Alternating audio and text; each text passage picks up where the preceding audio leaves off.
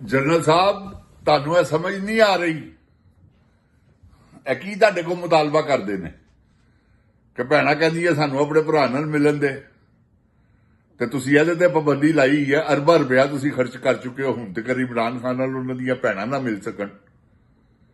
ਕਿਆ ਕੌਮ ਦਾ ਪੈਸਾ ਨਹੀਂ? ਇਹ ਮੈਨੂੰ ਦੱਸੋ। ਉਹਦੇ ਤੇ ਕਾਇਦੇ ਆਜ਼ਮ ਦੀ ਤਸਵੀਰਾਂ ਨਹੀਂ ਗਈਆਂ ਉਹਨਾਂ ਨੋਟਾਂ ਦੇ ਜਿਹੜੇ ਤੁਸੀਂ ਖਰਚ ਕਰ ਰਹੇ ਹੋ ਬੇਦਰਦੀ ਨਾਲ।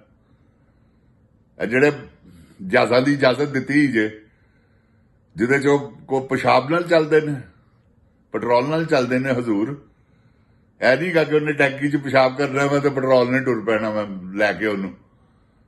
ਬਸ ਕਰੋ, ਖੁਦਾ ਦਾ ਖੌਫ ਕਰੋ। ਕੁਛ ਕਾਹਦੇ ਜ਼ੁਲਮ ਕਰ ਰਹੇ ਹੋ? ਸਿਰਫ ਇੱਕ ਚੀਜ਼ ਕਿ ਭੈਣ ਨਾਲ ਭਰਾ ਨੂੰ ਨਹੀਂ ਮਿਲਣ ਦੇਣਾ, ਅਰਬਾਂ ਰੁਪਇਆ ਤੁਸੀਂ ਖਰਚ ਕਰ ਦਿੱਤਾ। ਜਿਸ ਲਈ ਉਹ ਜ਼ਰਾ ਕੁ ਕਹਿੰਦਾ ਜਾਂ ਉਹਦੀ ਪਾਰਟੀ ਕਹਿੰਦੀ ਹੈ ਕਿ ਅਸੀਂ ਆ ਰਹੇ ਹਾਂ ਜੀ ਜਲਸੇ ਵਾਸਤੇ, ਤੁਹਾਡੇ ਹਵਾਈਆਂ ਗੁੰਮ ਹੋ ਜਾਂਦੀਆਂ। ਕਿਉਂ ਐਸਾ ਹੁੰਦਾ? ਕਿਆ ਤੁਸੀਂ ਪਾਕਿਸਤਾਨ ਦੀ ਫੌਜ ਦੇ ਫੀਲਡ ਮਾਰਸ਼ਲ ਨਹੀਂ? ਜੇ ਤੇ ਤੁਸੀਂ ਪਾਕਿਸਤਾਨੀ ਫੌਜ ਦੇ ਹੈਗੇ ਹੋ ਤੇ ਫਿਰ ਨਾ ਜ਼ੁਲਮ ਕਰੋ। ਕਿਉਂਕਿ ਇਹ ਦੇਖੋ ਨਾ, ਇਸ ਤੋਂ ਵੱਡਾ ਕੀ ਜ਼ੁਲਮ ਹੈਗਾ ਜਨਰਲ ਸਾਹਿਬ ਕਿ ਤੁਸੀਂ ਪਾਕਿਸਤਾਨੀ ਫੌਜ ਦੇ ਪੈਸੇ ਵੱਟ ਲੈਣ।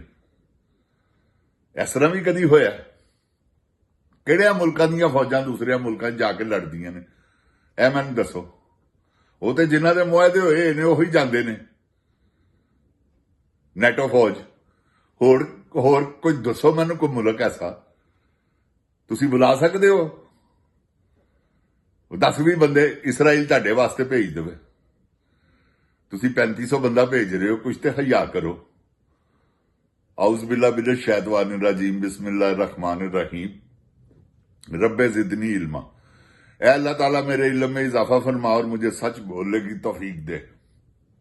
अस्सलाम वालेकुम। गोली क्यों चलाई है, किन्ने चलाई है, क्यों चलाई है ते कादे लई चलाई है दसना पैना है।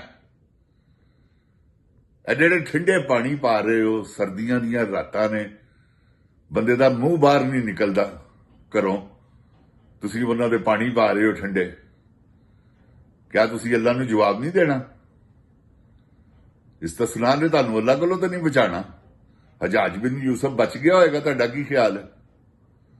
ਤੁਹਾਡੇ ਨਾਲੋਂ ਜ਼ਿਆਦਾ ਕੁਰਾਨ ਪਾਕ ਪੜ੍ਹਦਾ ਸੀ, ਤੁਹਾਡੇ ਨਾਲੋਂ ਜ਼ਿਆਦਾ ਵੱਡਾ ਨਮਾਜ਼ੀ ਸੀ ਤੇ ਦੋਜ਼ਖ ਦੀ ਅੱਗ 'ਚ ਸੜ ਰਿਹਾ ਹੁਣ। ਮੇਰਾ ਈਮਾਨ ਹੈ ਕਿਉਂਕਿ ਉਹ ਵੀ ਜ਼ਾਲਮ ਸੀ, ਤੁਸੀਂ ਵੀ ਜ਼ਾਲਮ ਹੋ। ਜ਼ਾਲਮ ਦੀ ਤੇ ਢੋਈ ਕੋਈ ਨਹੀਂ ਗੀ। ਜ਼ਾਲਮ ਨੂੰ ਨਾ ਜ਼ਮੀਨ ਨੇ ਪਨਾਹ ਦੇਣੀ ਹੈ ਨਾ ਆਸਮਾਨ ਨੇ। ਨਹੀਂ ਤੇ ਅੱਜ ਮਰ ਕੇ ਦੇਖੋ ਤੁਹਾਨੂੰ ਕਬਰ ਕਿਸ ਤਰ੍ਹਾਂ ਬਾਹਰ ਸੁੱਟਦੀ ਹੈ ਵੀ ਤੁਸੀਂ ਅਜ਼ਮਾ ਕੇ ਦੇਖ ਲੈਣਾ। ਤੁਹਾਨੂੰ ਜ਼ਮੀਨ ਨੇ ਜਗ੍ਹਾ ਨਹੀਂ ਦੇਣੀ।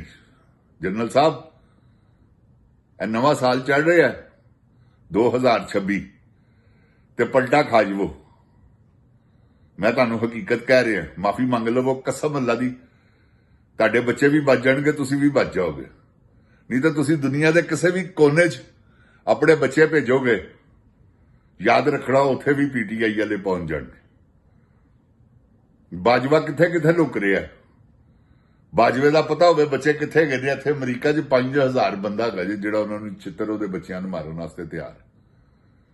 ਜੇ ਲੰਡਨ ਹੈ ਤੇ ਉੱਥੇ, ਜੇ ਦੁਬਈ ਹੈ ਤੇ ਉੱਥੇ ਲੁਕ ਛੁਪ ਕੇ ਰਹਿਣਾ ਕੀ ਰਹਿਣਾ ਜੇ ਬੰਦਾ ਆਜ਼ਾਦ ਹੀ ਨਾ ਹੋਵੇ ਤੇ। ਅੱਲਾਹ ਤਾਲਾ ਨੇ ਬੰਦੇ ਨੂੰ ਆਜ਼ਾਦ ਪੈਦਾ ਕੀਤਾ। ਹਜ਼ਰਤ ਆਦਮ अलैहिस्सलाम ਨੇ ਕਿਸੇ ਮੁਲਕ ਦਾ ਵੀਜ਼ਾ ਨਹੀਂ ਲਿੱਤਾ, ਜਿੱਥੇ ਮਰਜ਼ੀ ਫਿਰਦੇ ਰਹੇ ਨੇ। ਅੱਲਾਹ ਤਾਲਾ ਨੇ ਬਕਾਇਦਾ ਕੁਰਾਨ ਪਾਕ 'ਚ ਫਰਮਾਇਆ ਕਿ ਮੈਂ ਇਨਸਾਨ ਵਾਸਤੇ ਸਾਰਾ ਕੁਝ ਬਣਾਤਾ। ਜਾਓ ਮੇਰੀਆਂ नेमतां ਦੇ मजे लवो। फबिअय्यि अला रब्बिकुमा तुकज़्ज़िबान। और तुम मेरी कौन कौन सी नेमत को झुठलाओगे? झुठला सकते हो?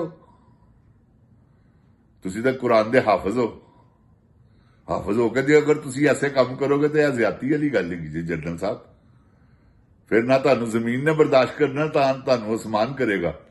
ਕਿਉਂਕਿ ਫਿਰੌਨ, ਸ਼ਦਾਦ, ਨਮਰੂਦ, ਚੰਗੇਜ਼ ਖਾਨ, ਹਲਾਕੂ ਖਾਨ, ਯਜ਼ੀਦ, ਇਹ ਸਾਰੇ ਕਾਰੂਨ, ਇਹਨਾਂ ਸਾਰਿਆਂ ਨੇ ਆਪਣੀ ਜ਼ਿੰਦਗੀਆਂ 'ਚ ਮਜ਼ੇ ਲਿੱਤੇ ਨੇ। ਅੱਲਾ ਨੇ ਹਰ ਇਹ ਨਹੀਂ ਗਾ ਕਿ ਉਧਰੋਂ ਉਹਨਾਂ ਨੇ ਜ਼ੁਲਮ ਕੀਤਾ ਤੇ ਫੌਰਨ ਫੜ ਲਿਆ।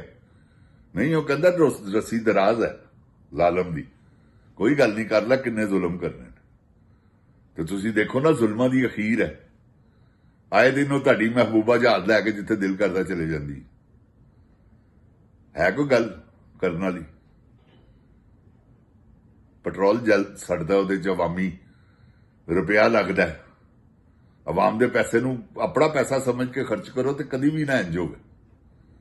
ਤੁਸੀਂ ਅਰਬਾਂ ਹਰ ਰੁਪਇਆ ਜ਼ਾਇਆ ਕਰ ਦਿੱਤਾ ਸਿਰਫ ਐਸੇ ਚੱਕਰ ਦੇ ਵਿੱਚ ਕਿ ਯਾਰ ਕੈਦੀ ਨੰਬਰ 804 ਜਿਹੜਾ ਨਾ, ਉਹਦਾ ਨਾ ਫੋਟੋ ਆਵੇ, ਨਾ ਉਹਦੀ ਮੇਰੇ ਕਹਿਣ ਦਾ ਮਤਲਬ ਹੈਗਾ ਕੋਈ ਝੰਡਾ ਨਜ਼ਰ ਆਵੇ, ਨਾ ਉਹਦੀ ਤਕਰੀਰ ਆਵੇ। ਨਿਤਨਯਾਹੂ ਨੂੰ ਤੁਸੀਂ ਟੀਵੀ ਦੇ ਉੱਤੇ ਦਿਖਾ ਰਹੇ ਹੋ, ਤੁਹਾਨੂੰ ਸ਼ਰਮ ਨਹੀਂ ਆਉਂਦੀ? ਇਮਰਾਨ ਖਾਨ ਨੂੰ ਤੁਸੀਂ ਰੋਕਿਆ, ਕਿਹਨੂੰ ਦਿਖਾ ਰਹੇ ਹੋ ਇਹ ਸਾਰੀਆਂ ਹਰਕਤਾਂ ਕਰਕੇ? ਕਿਆ ਤੁਸੀਂ ਐਡੇ ਜੀਨੀਅਸ ਔਰ ਸਮਝਦਾਰ ਹੋ ਕਿ ਪਾਕਿਸਤਾਨ ਨੂੰ ਤੁਸੀਂ ਇਕੱਲਿਆਂ ਨੇ ਸਿਰ ਤੇ ਚੁੱਕ ਕੇ ਬਚਾਣਾ ਤੇ ਪਾਣੀ ਨੇ ਥੱਲਿਓਂ ਲੰਘ ਜਾਣਾ? ਬਸ ਕਰੋ। ਇਸ ਹਾਲਾਤ 'ਚ ਸਭ ਤੋਂ ਪਹਿਲੇ ਤੁਸੀਂ ਰੁੜਨਾ ਜੇ। ਨਾਲੇ ਖੌਫ ਦੇ ਬੁੱਤ ਤੋੜ ਦਿੱਤੇ ਨੇ ਉਹਨਾਂ ਨੇ। ਮੈਂ ਤੁਹਾਨੂੰ ਜਿੰਦ ਜਾਨ ਪਾਕਿਸਤਾਨ ਜੀ ਸਹੀ ਕਹਿ ਰਿਹਾ। ਜ਼ਰਾ ਕਿਹੋ ਜਿਹਾ ਇੱਕ ਅੱਧਾ ਹੱਲਾ ਹੋਰ ਮਾਰ ਦਿੱਤਾ, ਸੁਹੇਲ ਅਫਰੀਦੀ ਨੇ ਖੁਦਾ ਪਾਕ ਦੀ ਕਸਮ ਹੈ ਲੱਭਣਗੇ ਨਹੀਂ ਕਿੱਧਰ ਗਏ।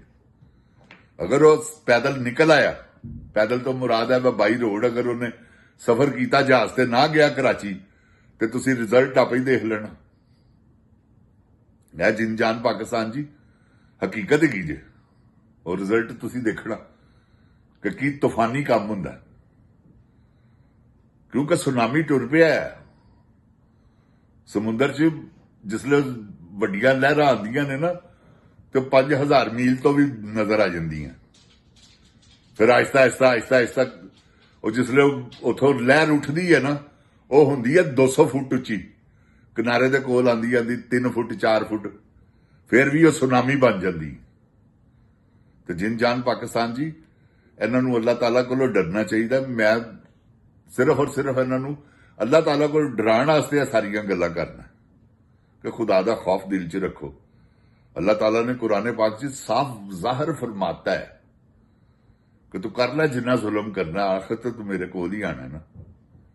ਤੇ ਫਿਰ ਮੇਰਾ ਤੂੰ ਇਨਸਾਫ ਦੇਖੀ, ਕਿਉਂਕਿ ਅੱਲਾਹ ਜ਼ਾਲਿਮ ਤੇ ਤੌਬਾ ਨੌਜ਼ ਬਿਲਾ ਜ਼ੁਲਮ ਥੋੜੀ ਕਰਨਾ, ਅੱਲਾਹ ਨੇ ਤੇ ਇਨਸਾਫ ਕਰਨਾ। ਤੇ ਇਨਸਾਫ ਦੀ ਲਪੇਟ 'ਚ ਇਹਨਾਂ ਨੇ ਆ ਜਾਣਾ। ਜਿੱਥੇ ਇਨਸਾਫ ਹੋਣਾ ਜਿੰਦ ਜਾਨ ਪਾਕਿਸਤਾਨ ਜੀ, ਉੱਥੇ ਇਹਨਾਂ ਨੇ ਪਕੜ 'ਚ ਆ ਜਾਣਾ। ਤੇ ਪਕੜ ਬੜੀ ਭੈੜੀ ਅੱਲਾਹ ਤਾਲਾ ਦੀ ਜ਼ਾਤ ਦੀ, ਇਹ ਮੈਂ ਤੁਹਾਨੂੰ ਦੱਸ ਦਿਆਂ।